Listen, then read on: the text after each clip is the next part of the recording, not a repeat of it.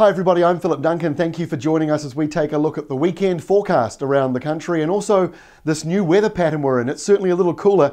I had the privilege of being at Eden Park last night and there were a few downpours, but it was mostly dry, but a little cold and damp afterwards, and really right across the country at the moment, the sou'west flow is with us. Now here's the satellite image taken from this morning. The reason why it's dark on this side, because obviously the sun was still coming up when this was taken. It's a visible satellite image. Now notice the clear sky in this area here. In fact, all along the western side, very, very sunny, but at the eastern side, a fair amount of cloud along that. And the reason why I'm showing you this is because we're in this new weather pattern. For 10 days now, we're going to be in this, the southwesterly one, which is making it frosty in the South Island and much colder in the North Island.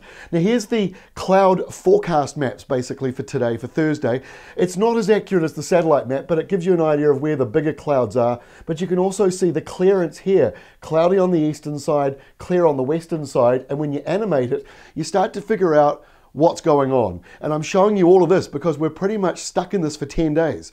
And the winds go up parallel to each of the coastlines. So as the winds shift just 5-10 degrees either way, it makes a huge difference in the weather forecast, because that's the reason why today is sunny all up along that western side, but the eastern side is cloudy. All it takes is for those winds out at sea to shift a little bit more into the southwesterly, and those clouds out at sea then start to come into the western side. So we're going to be getting this off and on for the next 10 days. Sunny one day, maybe a mix of sun and cloud the next, maybe a few showers the day after that. So get used to it. The highs are stuck over Australia at the moment. And so we're on the outer edges of it. You can see the centre off to the western side of the screen. We get caught up with the southwest flow. So for Friday, there's one slight change for the South Island, and that's the westerlies are coming back. It's been pretty calm for the last few days, and that's why you've had those heavy frosts. I think this wind flow will help melt away some of those frosts. If not Friday morning, certainly by Saturday. And this is Saturday here.